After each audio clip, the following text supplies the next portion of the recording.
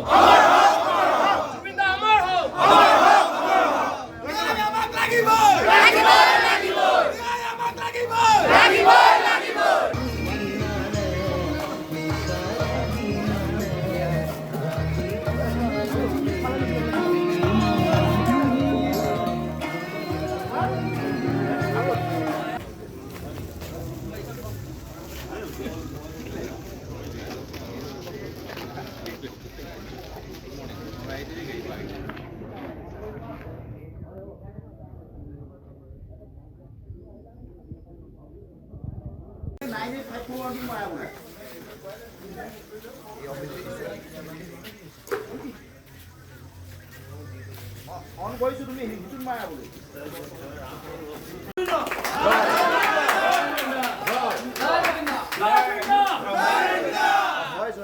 মই মনোজ গগৈ ডাঙৰীয়া